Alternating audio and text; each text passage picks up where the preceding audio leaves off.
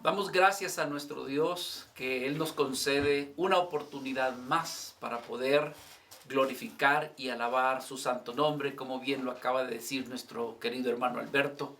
Hermanos, es un privilegio que Dios le ha concedido a su iglesia, el que usted y yo, hermanos, podemos entonar alabanzas, cantos de glorificación a nuestro Señor. Nunca olvidemos que nuestro amado Padre nos muestra en su palabra que una de las razones de por qué Dios nos ha creado es precisamente para eso, para glorificarlo y exaltarlo. La razón de la existencia de la iglesia en esta tierra, si bien es cierto, es para que sea luz a todas las demás naciones, a todos los pueblos, a todas las personas, pero también, hermanos, es para que para que nuestro Dios sea exaltado y glorificado. Gracias por estar con nosotros en esta mañana. Quisiéramos venir a la meditación de la palabra de nuestro Dios y para eso yo quisiera que pudiéramos tomarnos unos momentos para orar y pedir que Dios pueda bendecirnos.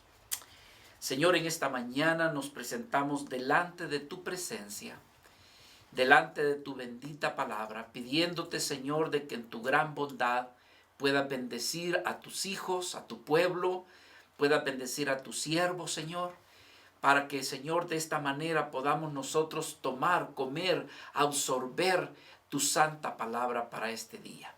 Señor, tu palabra es nuestro alimento, tu palabra es nuestra guía, tu palabra, Señor, es aquella que nos señala a ti, Señor amado, como aquel que es el Dios Todopoderoso y del cual dependemos y del cual subsistimos. Ilumínanos con tu Espíritu Santo en esta hora, Señor. Padre, lava, limpia a tu siervo, que no sea ningún estorbo para que tu palabra pueda fluir y tu pueblo, Señor, que te ama, pueda ser alimentado. En todo esto, sé tú glorificado, Señor. En el nombre de Jesús. Amén y amén. Mis amados hermanos, en esta oportunidad nosotros lo que queremos es traer, por así decirlo, un estudio de una temática que consideramos que hoy en día es necesario por el tiempo en el que estamos viviendo. Le hemos titulado a la palabra de nuestro Señor, conduciéndonos ante Dios, ante los demás, como hijos de Dios. Basado en esta escritura que está en el libro de Romanos, capítulo 12. Mis hermanos, quiero decirles que consideramos que la meditación de esta palabra para nuestro tiempo es tan necesaria por el hecho de que muchos hoy en día, por causa de la pandemia, estamos viviendo continuamente en nuestro hogar, ¿verdad? Algunos no están yendo a trabajar, como dijéramos, a donde cotidianamente pues asistían. Muchos de ellos, sus trabajos están siendo en casa, y entonces ahí está la relación de hijos, padres, esposa, hasta suegros, suegras. Entonces hay una convivencia continua, permanente, que muchas veces, hermanos, no se ha estado acostumbrado, y eso no deja de, ¿cómo se llama?, de acontecer algunas inconveniencias. Pero al recordar las palabras del apóstol Pablo que encontramos en el libro de Romanos capítulo 12, creo que Dios a través de este siervo nos muestra cómo debiéramos nosotros de tener la convivencia los unos con los otros. Bueno, antes que nada, hermanos, quiero decirles que la epístola a los romanos es una de las epístolas que para nosotros pudiéramos considerar como uno de los libros que más ha podido ser de gran bendición para nosotros y para todos aquellos que les gusta inquirir más profundamente en la palabra del Señor. El libro de Romanos ha sido considerado para muchos, hermanos, como una de las columnas, es decir, como algo que sostiene a los demás. Y es por la profundidad que en realidad contiene el libro. Ha sido durante mucho tiempo para muchos como el libro donde hay mucho fundamento teológico, para muchas verdades cristianas que hacen que el creyente realmente su fe sea una fe mayormente consolidada. Ahí encontramos, para los que son estudiosos, muchas palabras técnicas, tales como por ejemplo la justificación, la imputación, aspectos como por ejemplo también de la adopción, la santificación. Todas estas verdades, hermanos, están desarrolladas en este precioso libro el libro de Romanos. Vamos a estar meditando el capítulo 12, aunque allí aparece lo que pudiera ser la conducta que debiera de tener el creyente delante de Dios, consigo mismo, con los hermanos en la iglesia, y por último también la conducta que debe de tener con aquellas personas que no son creyentes. Si bien es cierto, vamos a estar meditando en eso, no queremos pasar por alto, mis hermanos, que el tema principal que contiene el libro tiene que ver con lo que es la revelación de la justicia de nuestro Dios por medio de nuestro Señor Jesucristo. Es decir, hermanos, que Dios mira a su pueblo, aquellos que han de creer en Él, los mira justificados cuando estas vidas han puesto su fe y su creer en nuestro Señor Jesucristo. Su fe y su creer en Él. Dios les ha de ver justificado. En este libro hay por lo menos, diríamos, 8 palabras claves de las que salen de estas escrituras y que son muy vital en la vida del cristiano, ¿verdad? Por ejemplo, nos habla acerca de la justificación, como dijimos hace un rato. Nos habla de la propiciación. Nos habla de la santificación, de la glorificación. También nos habla de la elección. Y el tema quizás que vamos a abordar en esta hora, nos habla también de la transformación. Cómo podemos ser cambiados, cómo nuestra conducta puede ser transformada y cambiada. Así que, hermanos, este libro, quizás la manera como el apóstol Pablo lo escribió de una manera quizás para los estudiosos, es decir, tiene una naturaleza didáctica. Este libro, hermanos, ha sido, diríamos, uno de los libros tan importantes para los servidores del Señor. En la historia de la iglesia cristiana encontramos grandes servidores del Señor. Y muchos de ellos, hermanos, han sido influenciados particularmente cuando han leído el libro de los Romanos. Por ejemplo, San Agustín de Hipona, ya entre los años 398, se dice que el capítulo 13 del libro de Romanos, particularmente el versículo 13 y 14, a Agustín de Hipona le impactó tanto que él considera que allí hubo como un renacer de Dios en su vida. 1000 años después aparecería otra vida que también, hermanos, aunque era creyente en Dios, pero su fe y su creer fue renovado cuando de repente Martín Lutero, un justiniano, leyendo el libro de Romanos, el capítulo 1, versículos 16 y 17, encontró, hermanos, que el justo por la fe vivirá. Pero nos damos cuenta, varias vidas como ellos y otros más. Calvino, por ejemplo, fue una vida impactada por el libro de Romanos. Juan Knox y Melanchthon y otros muchos más, hermanos, que cuando estudiaron el libro de Romanos, sus vidas no dejaron de ser impactadas. Así que con justa razón diríamos que se ha dicho que inclusive la reforma, la fe de la forma protestante, no podría haber realmente surgido con tanto poder si no hubiese sido también por este libro el libro de Romanos. Se narra también, mis hermanos, que grandes avivamientos han surgido de el reconocimiento de las verdades que encontramos en este libro. Hay algunos aspectos muy especiales y van a disculpar que tenga que introducir así nuestra meditación y estudio, pero lo que más deseo yo, hermanos, o yo siento que el Señor nos quiere mostrar es el valor que tiene este libro. Y que el capítulo 12 que vamos a estar meditando, hermanos, detrás de esa enseñanza que vamos a ver, podríamos considerar que proviene de un libro de gran valor dentro del Nuevo Testamento. ¿verdad? Hay algunos aspectos especiales que nosotros queremos considerar dentro de esta carta del libro de los Romanos. Por ejemplo, ¿a quién se dirige esta carta? Bueno, esta carta prácticamente, hermanos, se dirige a la iglesia que está en Roma. Es una carta que, ¿verdad? Su contenido es fuertemente espiritual. Muchos de los teólogos, hermanos, la han considerado de gran valor, pero no solamente para los teólogos, sino para todos los hombres. Es considerado como el último testamento que el apóstol Pablo podía haberle dejado a la iglesia. ¿Por qué? Porque en el libro de Romanos, hermanos, nos muestra de una manera más amplia las verdades del Evangelio de Dios y de su Hijo Jesucristo. En el libro de Romanos encontramos el plan de Dios, el plan mundial de Dios, tanto para Israel como también para la iglesia.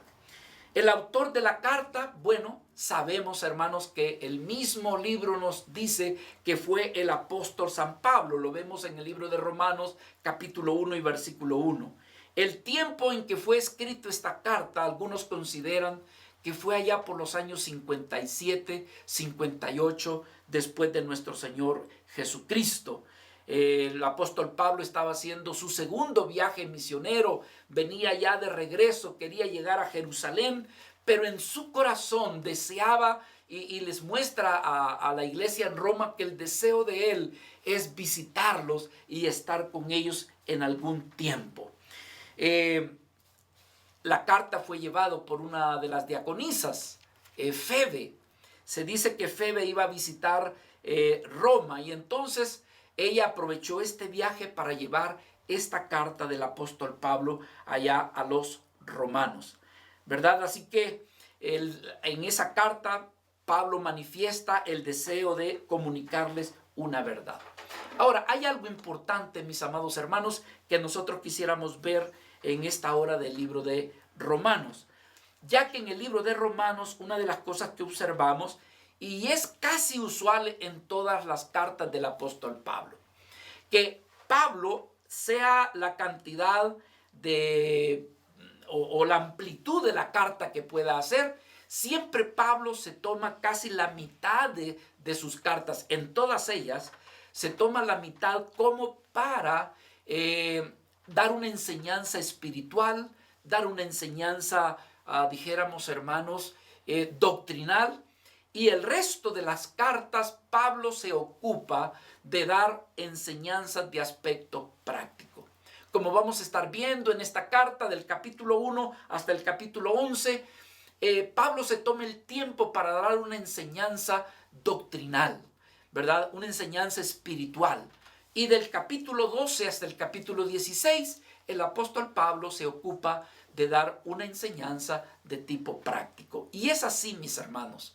Nosotros no podríamos tener una carta o un contenido de una escritura donde solamente se nos habla de aspectos espirituales sin que aquello no nos lleve a la práctica. Entonces, es decir, la práctica tiene su fundamento en aquello que es doctrinal y espiritual. Pero también por otro lado, hermanos, no podríamos, como algunas personas dicen, mire, yo lo que realmente deseo es ir al grano, ir al punto. Yo quiero que me diga qué es lo que tengo que hacer. Pero también nos equivocaríamos al solamente tener enseñanzas prácticas sin tener la base espiritual o la base doctrinal. Por eso es que el apóstol Pablo se toma primero el tiempo para que en todo lo que él escribe, las primeras partes, él lo escribe de modo doctrinal, de modo espiritual. Y la segunda parte, el apóstol Pablo muestra el aspecto práctico. Este capítulo 12 tiene una peculiaridad. Y es que los primeros dos versículos, por así decirlo, tiene una connotación de tipo espiritual. Pero a partir del versículo 3 en adelante, este capítulo se vuelve con un sentido práctico. Entonces, tenemos un capítulo muy peculiar. ¿Cuál es la peculiaridad? Que en un solo capítulo, En un solo capítulo encontramos lo que muchas veces se mira en toda la carta, es decir, un aspecto espiritual para luego un aspecto, como diríamos, práctico. Así que mis hermanos, yo quisiera ir inmediatamente. Disculpen, ustedes ya saben de que su pastor se especializa en las introducciones. Introducciones largas, pero hay veces que siento en mi corazón la necesidad de explicar para que podamos comprender mayormente el contenido de nuestro estudio. Encontramos, hermanos, en primer lugar, como hemos dicho, hay 4 cosas. Número 1, nuestro deber para con Dios. Número 2, nuestro deber para con nosotros mismos. Número 3, nuestro deber para con nuestros hermanos, la iglesia del Señor. Y número 4, nuestro deber para con los que no conocen de Cristo y que algunas veces estas personas nos dañan. ¿Cómo debiéramos de comportarnos? ¿Cómo debiéramos nosotros de conducirnos? En primer lugar, hermanos, vamos a ver los deberes para con Dios y para con la iglesia, ¿verdad? Aquí vamos a ver el ofrecimiento que el creyente hace para con Dios. Es decir, los creyentes, por la misericordia que nuestro Dios nos ha mostrado, en realidad, hermanos, nuestras vidas deben de ser vidas que deben de ofrecerse como una ofrenda a nuestro Dios. Tenemos un canto que dice, haz de mí una ofrenda. Es lo que realmente debiéramos de anhelar nosotros en nuestros corazones. Romanos capítulo 12, versículo del 1 al 2 dice, así que hermanos, os ruego por las misericordias de Dios que presentéis vuestros cuerpos en sacrificio vivo, santo, agradable a Dios, que es vuestro culto racional.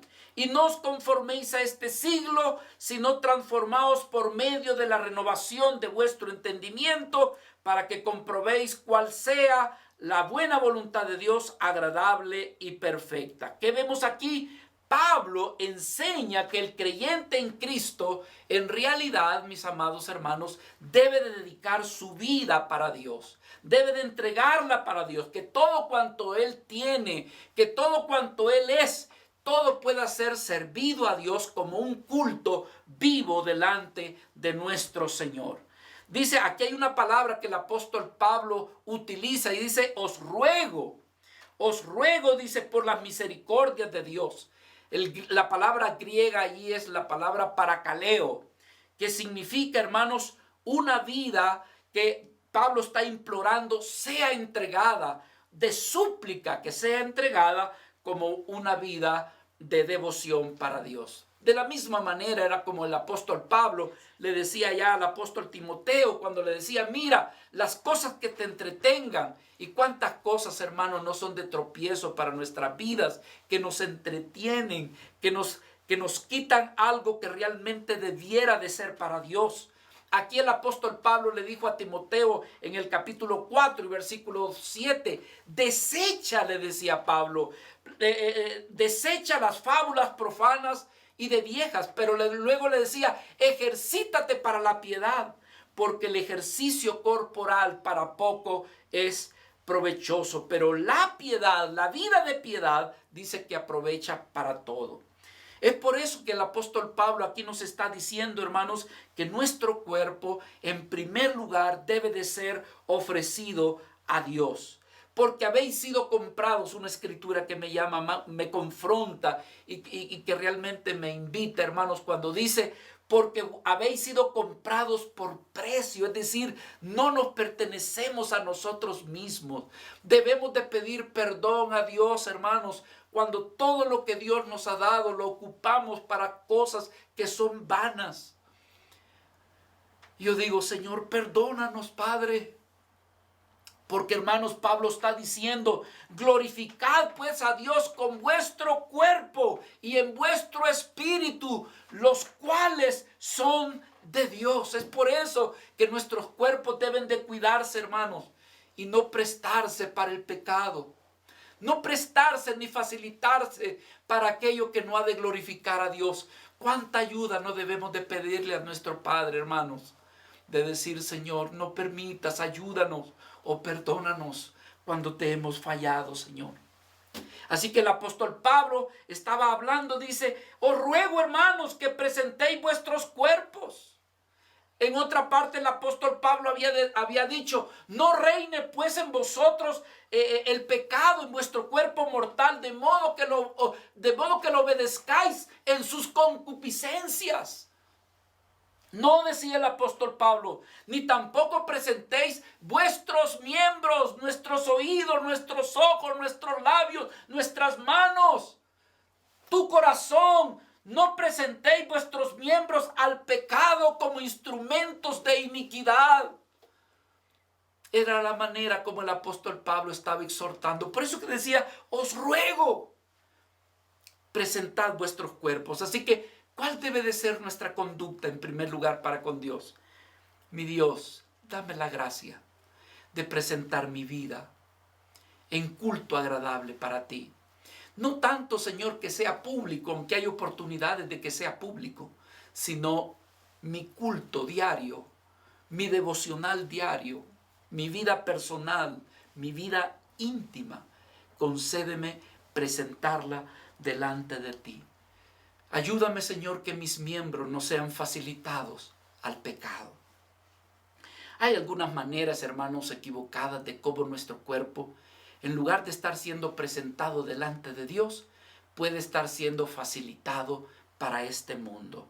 Muchas veces, hermanos, este cuerpo lo utilizamos para dañar a nuestro prójimo, sea verbalmente o sea físicamente, pero hay algunas veces, hermanos, que nosotros utilizamos nuestro cuerpo para dañar a nuestro prójimo, ¿verdad? Hay veces que no son golpes, pero son palabras que algunas veces herimos a nuestro semejante. Entonces, estamos utilizando mal nuestro cuerpo. Lo otro, hermanos, ¿qué tal cuando comemos de manera exagerada? Hay veces que tenemos la comida y sentimos que ya el estómago ya llegó a su lugar. Pero ¿qué sucede? La palabra del Señor nos dice que la gula es pecado. Y entonces muchas veces nosotros continuamos ingiriendo alimentos, pero eso es utilizar mal nuestro cuerpo. Otras veces, hermano, usamos mal nuestro cuerpo cuando ingerimos a nuestro cuerpo sustancias que muchas veces dañan o perjudican nuestros cuerpos. La droga, por ejemplo, el alcohol y otras cosas más que le suministramos a nuestro cuerpo. Y este cuerpo, la Biblia dice que es templo del Espíritu Santo, que no es vuestro, no te pertenece. Esos ojos, esa boca, esos oídos, ese corazón, esas manos, esos pies, no son tuyos, hermanos. Le pertenecen a Dios y debemos de saberlos administrar y tener cuidado lo que les suministramos. Otras veces caemos en lo que se llama el sedentarismo. Es decir, hermanos, tenemos el cuerpo inactivo, no lo queremos mover, no queremos mover ni una mano ni una pierna por la pereza que hay en nuestro cuerpo. Y cuando caemos en el sedentarismo después, nos quejamos por las distintas enfermedades que tenemos. ¿Pero por qué, hermano? Porque hemos pecado en el hecho de no cuidar nuestro cuerpo al no darle actividad. Otras veces pecamos, hermanos, al darle poco descanso y dándole mucha actividad a nuestro cuerpo. Una vez alguien me acusó y me dijo, usted parece workahólico. Y yo dije, ¿y eso qué significa? Que está muy, o sea, no quiere descansar. Y muchas veces nosotros pecamos contra nuestro cuerpo, hermanos. Nuestro cuerpo, Dios nos lo dio para que lo glorificáramos. Otras veces pudiéramos mal utilizar el cuerpo cuando lo llenamos de mucha vanidad. Es decir, tratamos de que seamos atractivos para poder adquirir la mirada de las demás personas. Hay veces que las mujercitas se visten con una ropa muy ceñida a su cuerpo porque desean quizás llamar la atención. O el caballero vistiéndose de una manera tal para que sea admirado. Cosas como esas son muchas veces utilizar mal nuestro cuerpo. ¿Y qué tal, hermanos, cuando se presta para ver cosas que no deberíamos de ver? Hay veces que podemos caer en la trampa de lo que vemos en el internet, de lo que vemos en la televisión o de lo que vemos en la calle. Hermanos, que tenemos que pedirle perdón a nuestro Dios. ¿Por qué? Porque prestamos nuestro tiempo para ver esas cosas. Otras veces no, hermanos, lo cuidamos tan exageradamente nuestro cuerpo que lo volvemos tan delicado. Meditando en eso, yo me recordaba de un físico-culturista llamado Andrés Mouchier. Era un francés que se había naturalizado norteamericano. Este hombre le llamaban el hombre sin piel. ¿Por qué? Porque cuidaba tanto su cuerpo, era físico-culturista, pero era de manera exagerada. Y una de las cosas que le admiraban a él es que los músculos eran casi vistos y como que si no tuviera piel, es decir, casi no había grasa en su cuerpo. El problema era que se cuidaba tanto, tomaba tantas drogas, que la grasa, en lugar de aparecerle en la parte dérmica de la piel, hermanos, la grasa se le acumuló en los órganos internos. Solamente duró 33 años, murió a los 33 años. O sea, hay gente que se cuida tan, que no logró ver una pequeña manchita, una arruguita, y hermano, se vuelve tan meticuloso. También eso es una falta. O muchas veces cuando utilizamos el cuerpo para cometer actos inmorales, pecaminosos, como por ejemplo ocuparlo para la fornicación. ¿Qué es la fornicación? Acto sexual fuera del matrimonio. Es decir, las vidas no han adquirido ningún compromiso de matrimonio con su pareja, pero anda de manera deliberada teniendo sexo con diferentes personas sin haber adquirido un compromiso. La palabra le llama a eso fornicación. Y lo que le sigue es el adulterio, ocupar el cuerpo para el adulterio. Es decir, hermanos, habiendo adquirido el compromiso del matrimonio, teniendo a su esposo, a su esposa, decide tener un acto sexual con alguien que no es su esposa. Entonces, hermanos, Pablo está diciendo que nuestros cuerpos no deben de ser presentados para la iniquidad, para el pecado, sino que deben de ser presentados para Dios nuestro Señor. Presentado, hermanos, como un holocausto, como una ofrenda. ¿Y esto qué tiene que ver? Hermanos, pidiéndole a Dios, Señor, te presento mi cuerpo, obedeciendo, haciendo tu voluntad. Señor, como le decía el Señor a Josué, mira que te mando que te esfuerces y que seas valiente. Dice, le presenta la palabra, la ley, le dice para que medites en la ley y que hagas conforme a lo que él está escrito. Implica, hermanos, traer sacrificio vivo, como decir, Señor, soy llamado a venir a tu palabra, a guardar tus mandamientos. Señor, sacrificio vivo implica, hermanos, que soy llamado a buscar en oración temprano al Señor y también por las tardes o por las noches tomar un tiempo de estar con el Señor. Presentar mi cuerpo como sacrificio vivo tiene que ver con venir y adorar y alabar y exaltar y glorificar el nombre del Señor. También tiene que ver, hermanos, con el ayudar a mi prójimo en el nombre del Señor. Favorecer al necesitado en el nombre del Señor. Implica también servirle al Señor. Implica, hermanos, predicar el evangelio, ganar almas para el reino, ganar almas para nuestro Señor Jesucristo. Hermanos, presentar nuestro cuerpo como sacrificio vivo implica, hermanos, el hacer la voluntad del Señor. Agradarlo a Él, buscarlo agradarlo a Él. Todo esto implica realmente el presentar vuestros cuerpos y vuestros miembros como ofrenda y olor agradable a nuestro Dios. Pero luego entramos, hermanos, porque el versículo del 3 al 5 nos habla de la conducta que debiéramos de tener con nosotros mismos. Cuando dice la palabra, digo pues por la gracia que me es dada a cada cual que está entre vosotros, que no tengas más alto concepto de sí que el que debe de tener, sino que piense de sí con cordura, conforme a la medida de fe que Dios repartió a cada uno. Porque de la manera que en un cuerpo tenemos muchos miembros, pero no todos los miembros tienen la misma función. Así también nosotros, decía Pablo, siendo muchos, somos un cuerpo en Cristo y todos miembros los unos de los otros. Pablo está diciendo aquí, mis amados hermanos, que el creyente, en primer lugar, no debe detenerse a sí mismo en demasía. Es decir, una alta estima, un alto concepto de sí mismo. Como queriendo decir, verdad, con la humildad que se me corresponde, yo soy mejor que usted.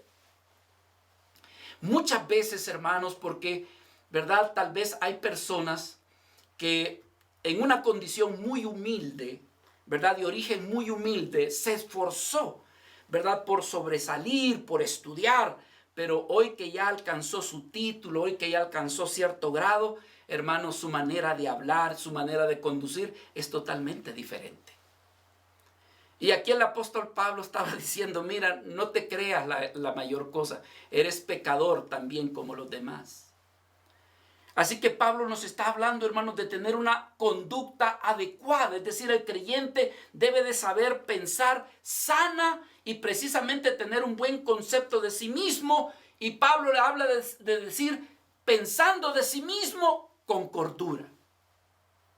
Con cordura. ¿Por qué debemos de pensar con cordura? En primer lugar, hermanos, nosotros debemos de reconocer que lo que tenemos, sea poco o sea mucho, fue porque Dios nos lo ha concedido. Nada de lo que tenemos, nada de lo que tú tienes, te pertenece. Tú dices que mi esfuerzo, sí, pero si Dios hubiera querido darte un derrame cerebral, ahí hubieras quedado, ahí hubieras terminado. Es decir, hermano, que todo lo que tenemos provino de Dios, es de Dios y no de nosotros mismos. Bienaventurado la vida que reconoce que lo que tiene, que lo que ha logrado, que lo que posee, lo tiene, lo posee porque Dios se lo ha permitido. Es para que le glorifiquemos al Señor. ¿Por qué nosotros debiéramos de pensar con humildad, con cordura? Porque es Dios quien nos capacita, quien nos da capacidades a cada uno, hermanos, para hacer lo que hacemos. Pero lo otro es que debemos de comprender que todos en realidad pertenecemos a un solo cuerpo y es el cuerpo de Cristo. Así que el apóstol Pablo está diciendo, mira, cuando tú trates a alguien, trata con cordura. No te hagas...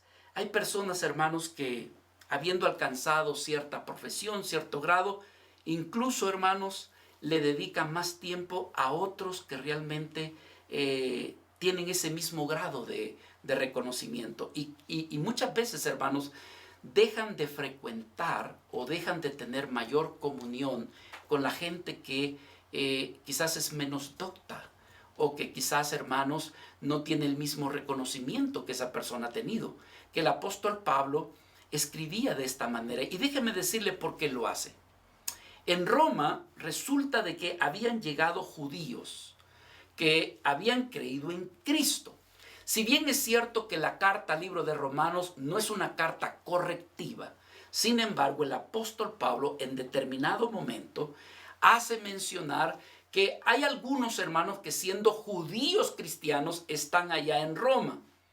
Y ellos de alguna forma se están haciendo sentir como superiores a aquellos que son gentiles y que han creído en Roma. Entonces ellos como queriendo decir, ¿verdad? Nosotros venimos del propio lugar, tenemos más conocimiento, de nosotros viene la ley. Es decir, nosotros tenemos más entendimiento.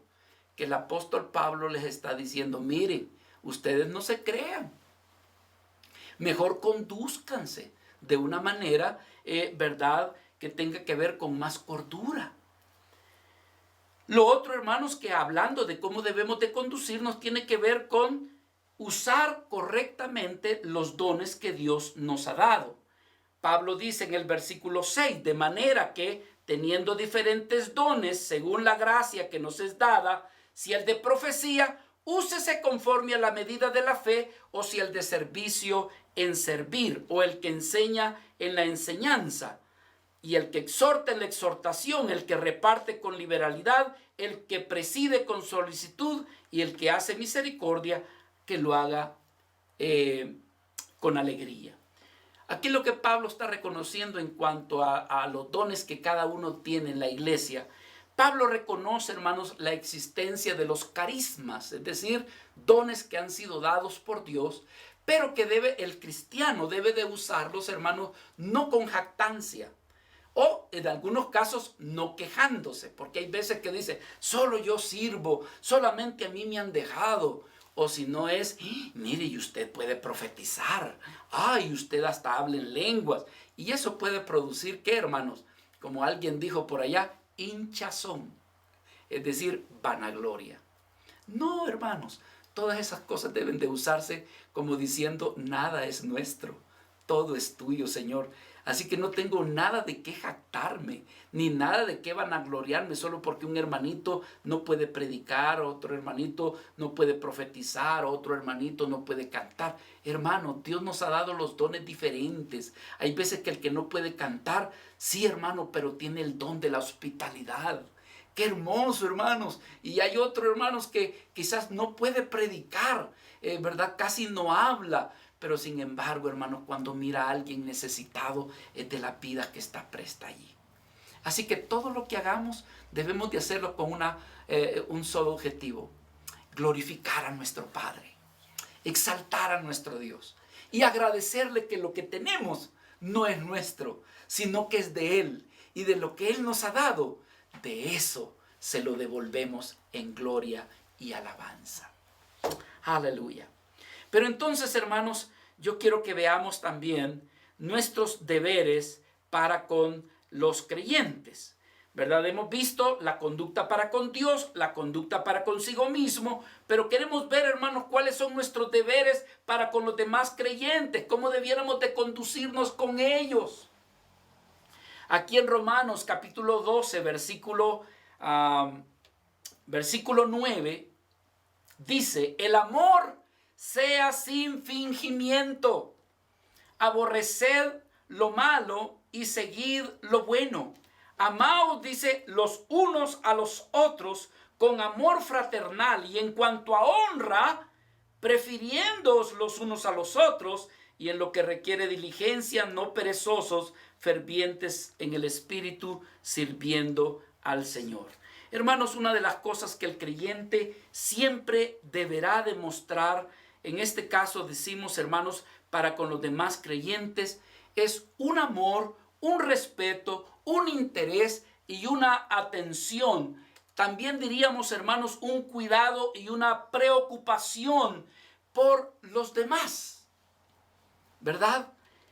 Y hacerlo, hermanos, con pureza, es decir, no un amor fingido.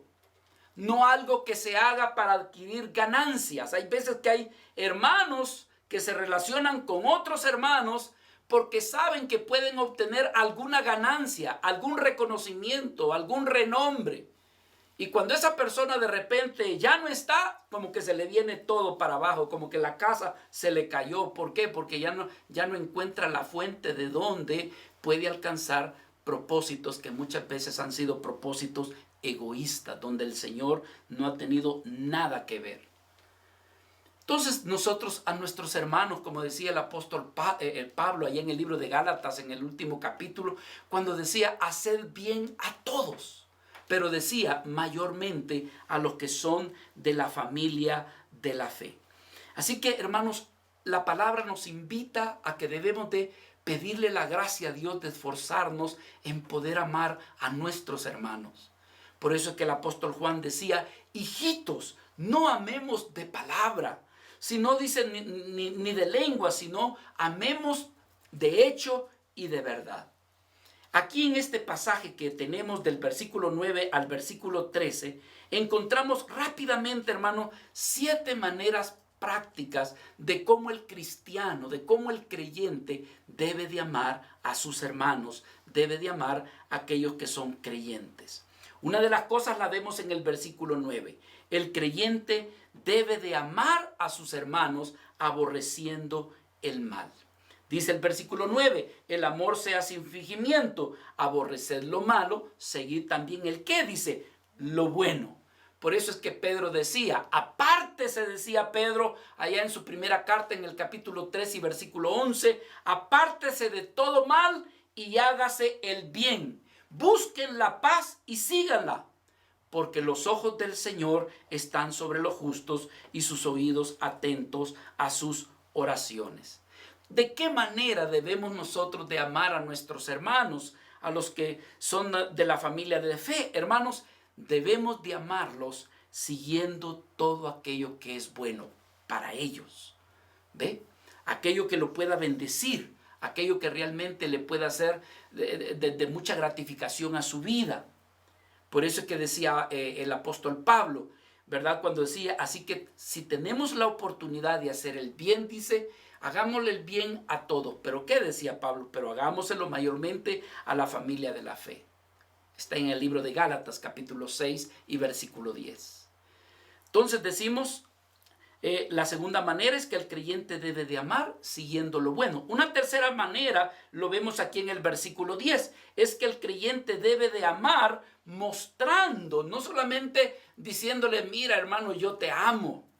Porque decir yo te amo es bien fácil. Demostrarlo, hermanos, allí es donde el Señor quiere llevarnos.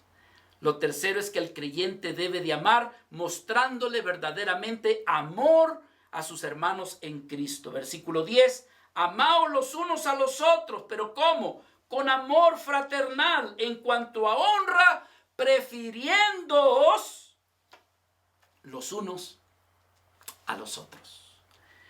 Por eso es que hermoso el mandamiento que nos dejaba nuestro Señor Jesucristo, cuando decía allá en el Evangelio de Juan, en el capítulo 13, versículo del 14 al 15, cuando decía, un mandamiento nuevo os doy, que os améis los unos a los otros, así de la manera como yo os he amado. Qué hermoso, hermanos. El Señor nos ha dejado una base para decir, esta es la manera como yo deseo que tú ames a tus hermanos.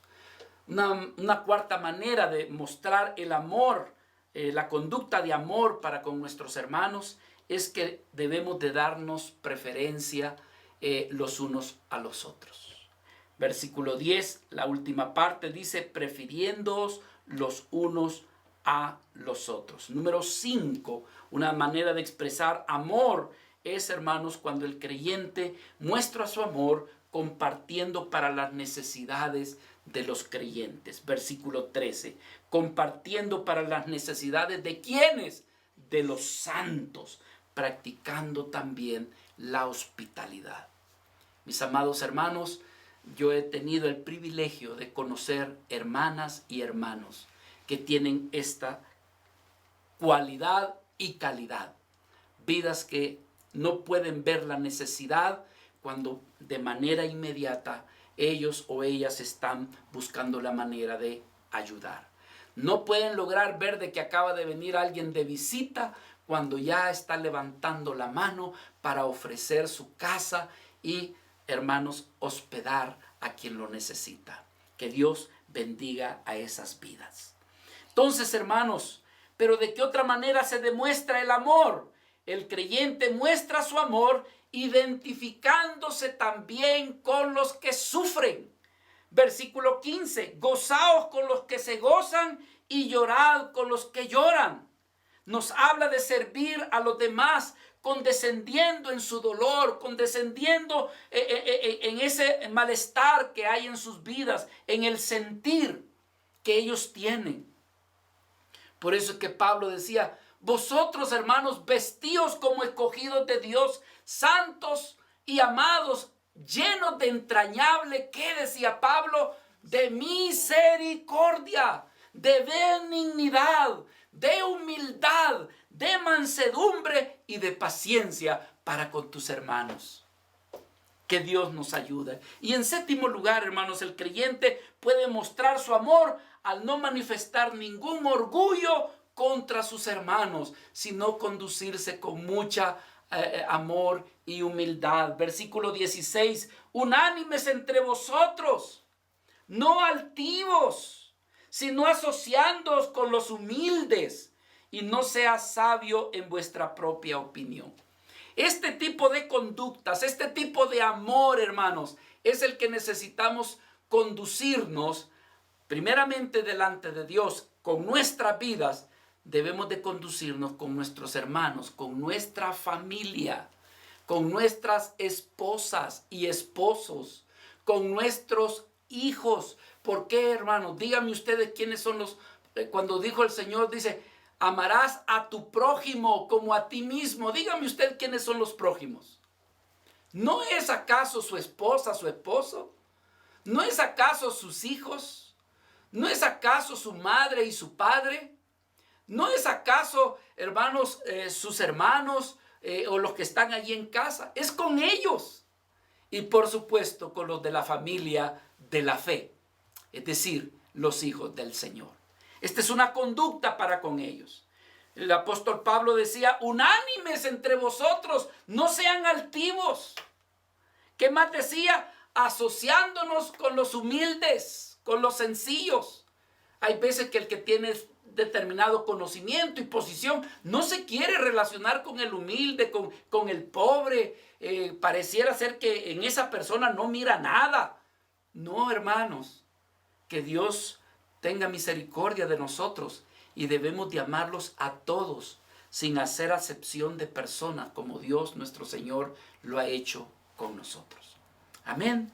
Y lo otro es deberes para con los del mundo, es decir, para los que nos lastiman. El mundo nos habla de vidas que no son creyentes, que no conocen a Cristo, que podrán decir que creen en Dios, que creen en Cristo, pero realmente son vidas que no han experimentado el nuevo nacimiento con Dios porque no tienen ningún compromiso real, verdadero, sustancioso con Dios y su Hijo Jesucristo. En pocas palabras, no han nacido de nuevo. No son creyentes a la luz de las Escrituras. Y algunas veces nosotros como cristianos nos relacionamos con ellos. Nos relacionamos con nuestros vecinos que no conocen al Señor. Nos relacionamos con los compañeros de trabajo, de oficina, o muchas veces desempeñando nuestro trabajo en la calle. Nos relacionamos con gente que no conoce al Señor. Pero ¿cómo debiéramos nosotros de conducirnos? Algunas veces estas personas nos lastiman y nosotros no podemos hacer, ni decir, ni actuar de la misma manera que ellos actúan con nosotros. Algunas veces nosotros teniendo cargos, ¿verdad?, administrativos, podemos tratar mal a aquellos que están bajo nuestro cuidado, bajo nuestra administración. ¿Y qué hacemos allí, hermanos? Presentar mal testimonio. Mal testimonio. Después esa gente se queda diciendo, no, yo tuve, ¿verdad?, a un compañero, yo tuve una compañera, pero dice ella que es cristiana, dice él que es cristiano. Pero en realidad deja mucho que desear. Entonces, mis hermanos, el apóstol Pablo en el Romanos capítulo 12 nos dice, bendecid a los que os persiguen, bendecid y no los maldigáis. ¿Ve? Entonces está hablando de una conducta de aquellas vidas que pueden lastimarnos. Y tengamos cuidado, hermanos, porque aquí estamos hablando de los que, dijéramos, no son cristianos, pero sucede muchas veces que hay cristianos que lastiman a otro cristiano. Y hay veces que el cristiano lastimado busca cómo vengarse, busca cómo devolvérsela y todavía con un poquito de vuelto más. Y aquí Pablo está diciendo, no, dice, en lugar de maldecirlos, si te hicieron algún daño, bendícelos. Versículo 17 dice, no paguéis a nadie mal por mal, procurad lo bueno delante de todos los hombres. Y si es posible, en cuanto dependa de vosotros, estad en paz con todos los hombres. No os venguéis vosotros mismos, amados míos, sino dejad lugar a la ira de Dios, porque escrito está, mía es la venganza. yo pagaré, dice el Señor. Así que si tu enemigo tuviera hambre, dale de comer. Si tuviere sed, dale de beber. Pues haciendo esto, ascuas de fuego amontonarás sobre su cabeza. No seas vencido de lo malo, sino que vence con el bien el mal. Hermanos amados, espera que el creyente en realidad pueda comportarse de tal manera que su conducta sea mucho más noble cuando, ¿verdad? Se pueda conducir delante de la gente que es incrédula. No vamos a decir que delante de los creyentes de una forma y delante de los incrédulos de otra forma. No, la nobleza debe de ser para ambos, pero decimos, hermanos, sobre todo para esa gente que no conoce del Señor. Recuérdese que nosotros tenemos el desafío de ser luminares de Cristo a esta gente, a esas vidas. En realidad lo que Dios está esperando, que sus hijos, aquellos que han creído en Él, hermanos, que dependiendo del Señor, que suplicándole al Señor, puedan tener dominio propio cuando somos, hermanos, transgredidos o cuando somos lastimados y ofendidos. Es decir, que nosotros no actuemos de la misma forma. Por eso es que el apóstol Pablo decía aquí en las Escrituras, bendecid, ¿y qué dice? Y no maldigáis. Hay un pasaje donde el apóstol Pablo decía, quítese de vosotros toda amargura, quítese de vosotros todo enojo, quítese de vosotros toda ira, toda maledicencia. En otras palabras, no busques desquitarte, no busques vengarte. Así que, hermanos, el Señor está diciendo, no pagues mal por mal. Procura lo bueno delante de todos los hombres. Es decir, que el creyente, hermanos amados, no debe de reaccionar contra la persona que lo maltrata o que se pone en contra. Por lo menos hay dos razones de por qué nosotros no deberíamos de hacerlo como cristianos. Es decir, que si alguien te lastimó, si alguien te ofendió, si alguien te hizo algo o te quitó algo, hermano, debemos de tener mucho cuidado cómo reaccionamos, siendo nosotros cristianos. En primer lugar, hermanos, una de estas razones es que la reacción adversa que nosotros pudiéramos producir puede llegar a ocasionar, hermanos, que mi relación con esa persona, si yo actúo de la misma manera, probablemente yo cierre de una manera determinada la oportunidad de que yo pueda compartirle de Cristo a esa persona. Es decir, que si yo le respondo de la misma manera, hermanos, siendo cristiano, puedo yo perder la oportunidad de más adelante, de yo poderle amar, de yo poder convivir con esa persona, o de que las cosas marchen bien, y sobre todo la oportunidad de que yo pueda invitarlo a la iglesia o pueda compartirle algo de la palabra de Dios. ¿Por qué? Porque va a decir, oye, tú fuiste el que te vengaste de mí. Tú fuiste, sí, es cierto, yo me equivoqué, perdí mis cabales, pero finalmente yo no soy cristiano. Pero tú, entonces no creo, yo creo que como dice aquel dicho, médico, antes de curar a otro, cúrate a ti mismo. Eso es lo que nos dice la gente, hermanos. Por lo tanto, debemos de cuidar la manera como reaccionamos. Podemos perder esa amistad. Y en segundo lugar, hermanos, que el Señor nos dice que no, el hacer eso es desobedecer al Señor.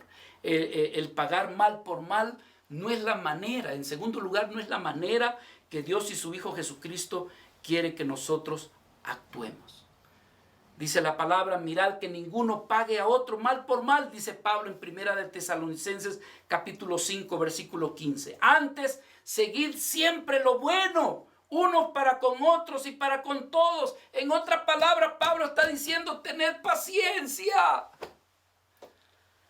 como la debemos de tener con nuestra familia, también debemos de tenerla con los que no conocen al Señor.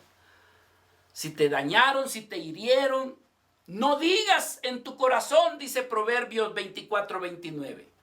No digas, como me hizo, así le haré. Le daré el pago al hombre según lo que me haya hecho. No decía el Señor en Proverbios, no digas eso, ni lo pienses. Porque hay gente que dice, no, espérate, como cuando éramos niños, ¿verdad? A la salida, después de la salida con nuestros compañeros de clase.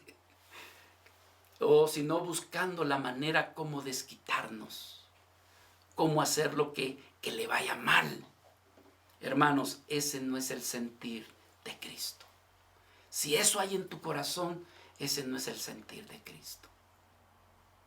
Así que por eso Pablo decía, si es posible, estad en paz con todos. Es decir, que Pablo deja la posibilidad de que quizás hay veces que es difícil estar bien con todo. Pablo lo reconoce, porque el mismo Pablo no pudo estar en paz con todos los que aborrecían lo que él hacía. Pero en cuanto a lo que se podía, decía, estad en paz con todos.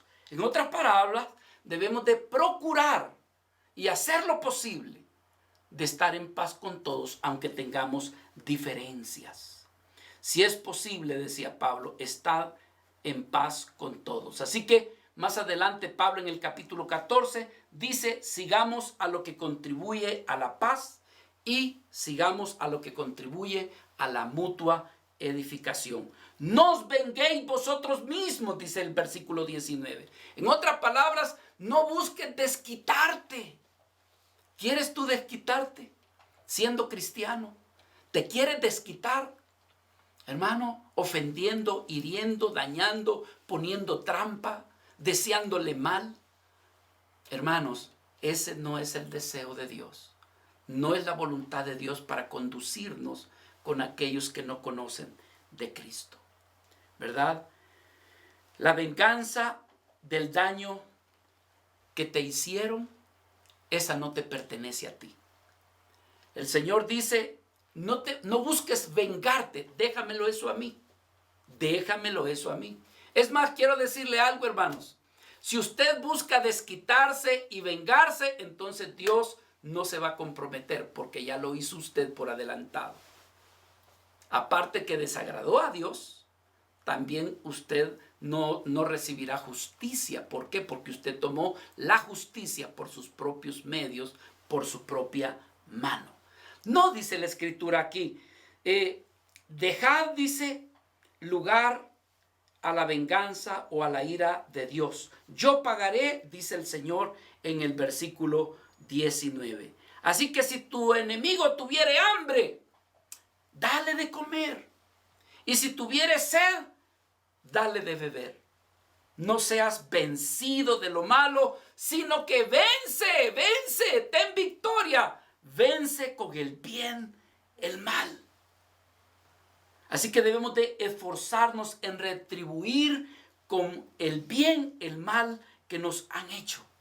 ¿Cómo puedo retribuirle si alguien me ha hecho un mal, hermano? Llévale un regalito.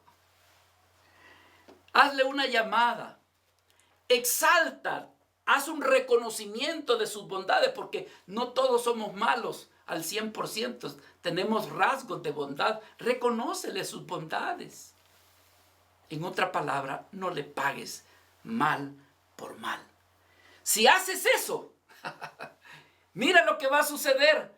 Ascuas de fuego amontonarás sobre su cabeza.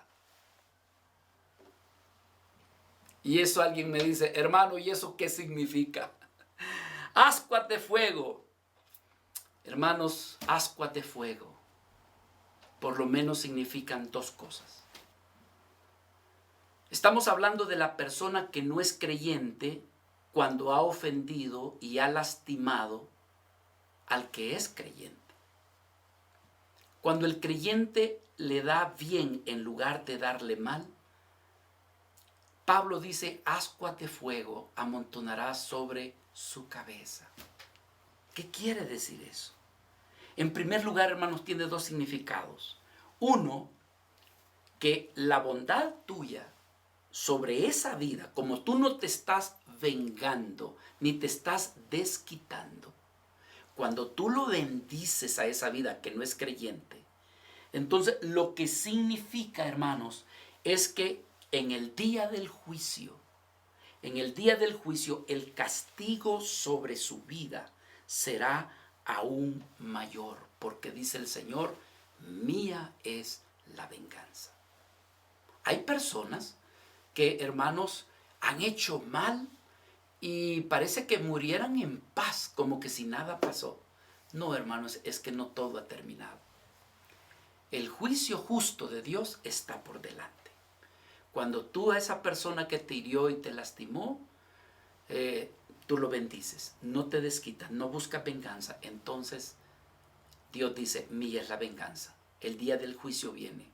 Ascuas de fuego, es decir, está sobre su vida. ¿Qué quiere decir eso? La ira de Dios. Pero hay una segunda explicación de las ascuas de fuego y quiero tomar tu atención. Estamos concluyendo la enseñanza en esta mañana.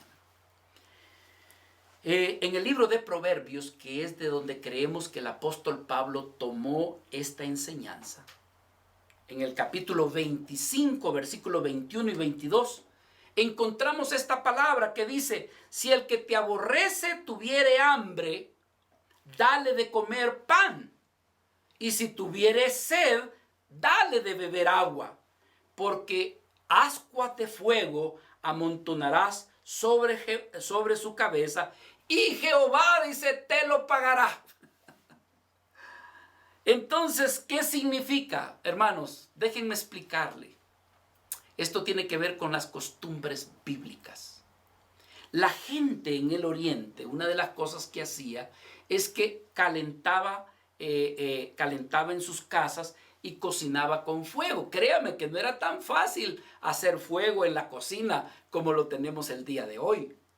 ¿Verdad? Que muchas veces las personas, habiendo encendido fuego, conservaban el carbón, ¿verdad? Conservaban el carbón de la noche para preparar los alimentos de la mañana. Entonces los tapaban a fin de que el fuego se mantuviera y estuvieran los carbones encendidos.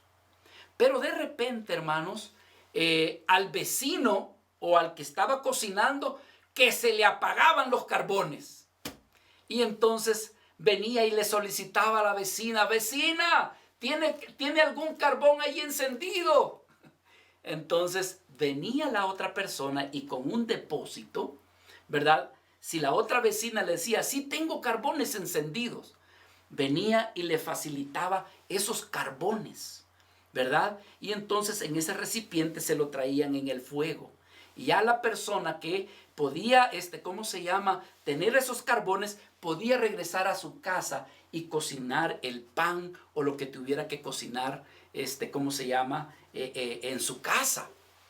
Entonces decimos, si tu vecino con el que no te llevas bien, pero de repente te pide que le des fuego y tú le das con mucho gusto, ascuas de fuego pondrás en su cabeza. Es decir, lo habrás de bendecir y Dios te lo pagará.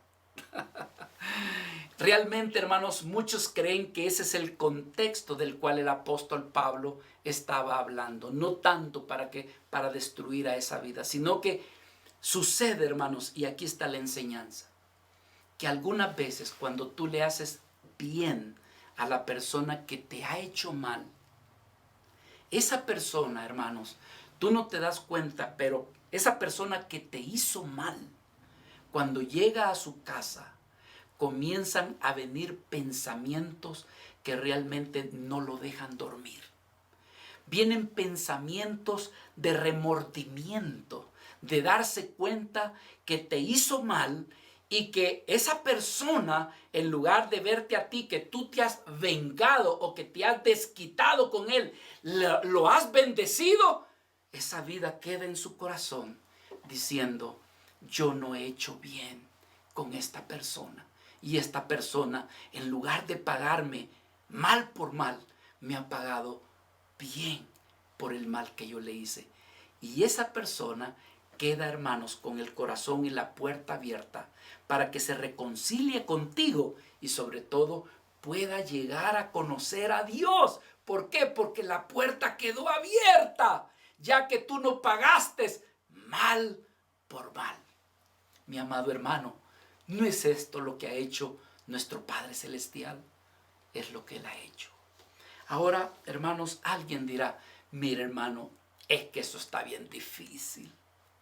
Eso de tratar con los cristianos, miren la iglesia, hay hermanos que me han herido y ni siquiera tienen el valor de pedir perdón, han reconocido su falta y se la han quedado callados, calladas. Hermano, es difícil relacionarse con los hermanos.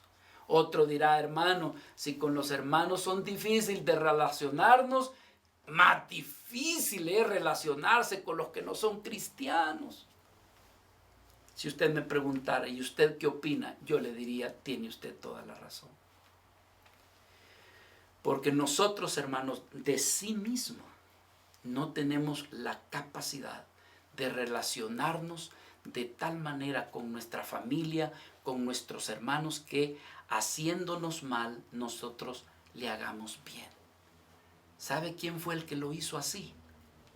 Que ese fue nuestro Señor Jesucristo.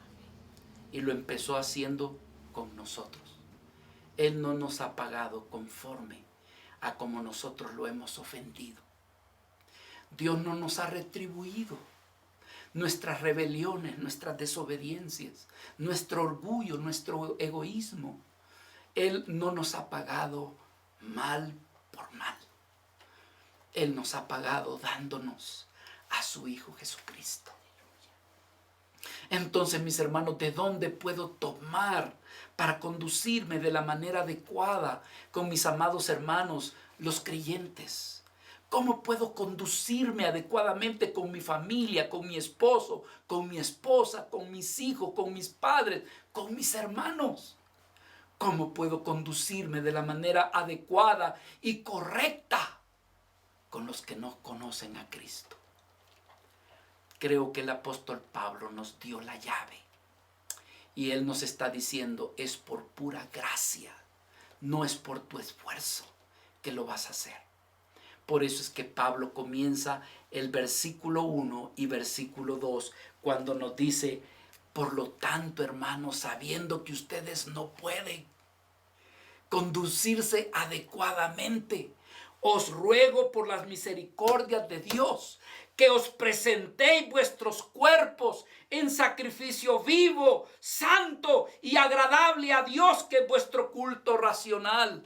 No os conforméis a este siglo, sino transformaos por medio de la renovación de vuestro entendimiento, para que comprobéis cuál sea la buena voluntad de Dios, agradable y perfecta. Pablo dice, es cierto, tú no puedes, pero si tú vienes delante de Dios y Él te da la gracia de estar delante de su presencia y celebrándole a Él culto, adoración, meditando a través de la oración y de su palabra, de Él vendrá la capacidad, de Él vendrá la fuerza, porque como bien dijo Juan, oh sí, dice, la ley vino por Moisés, el hacer las cosas así como dice la ley vino de Moisés, pero la gracia vino de nuestro Señor Jesucristo, y de Él tomamos de su plenitud gracia sobre gracia. Oh sí, mi amado hermano, la buena conducta, las relaciones humanas tienen limitación si nosotros no dependemos de nuestro Dios. Si nosotros hiciéramos esta buena conducta sin depender de Dios, entonces, hermano, existiría vanagloria. Diríamos, yo lo he hecho, yo he tenido paciencia, me he portado bien. Entonces la gloria no sería para nuestro Dios. El versículo 11 del último capítulo, es decir, del capítulo 11, dice, porque de Él, por Él y para Él son todas las cosas. Romanos 11:36. Por lo tanto, dice la Escritura, a Él sea la gloria por todos los siglos. Hermanos, nosotros de sí mismo no lo podemos hacer. Pero vengamos a nuestro Padre, que Él tiene suficiente gracia para ayudarnos. Él puede renovar nuestros pensamientos. Él, si nos hemos equivocado, hermanos, Él puede impartirnos de nosotros arrepentimiento y volvernos a Él. Que Dios, hermanos, le ayude a usted y que Dios me ayude a mí. Oremos. Padre, te damos gracias porque sabemos que tú deseas que en todo tú seas verdaderamente glorificado. Hay demandas en las Escrituras que cuando no tenemos cuidado al leerlas, diríamos, Señor, para nosotros son imposibles o difíciles de cumplirlas.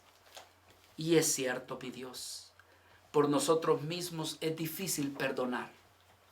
Por nosotros mismos es difícil, Señor, de que el orgullo y el egoísmo no tomen su lugar.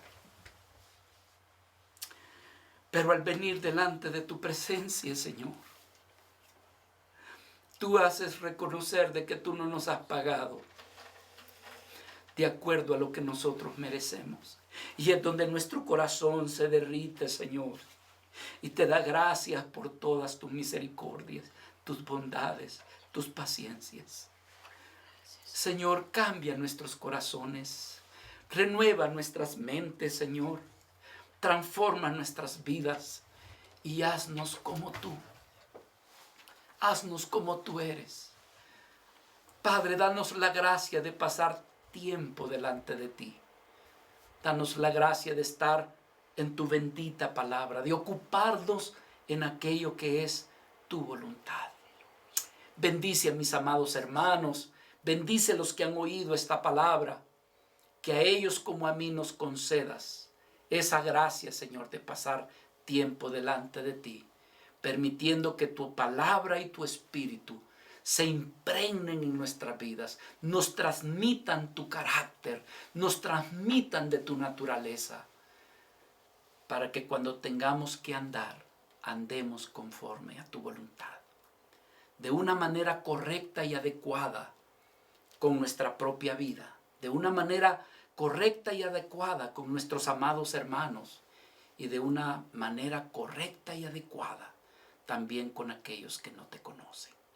Padre, gracias por tu Hijo Jesucristo, gracias por tu perdón, gracias por tu ayuda y tu fortaleza. Todo esto te lo agradecemos en el nombre de Jesús.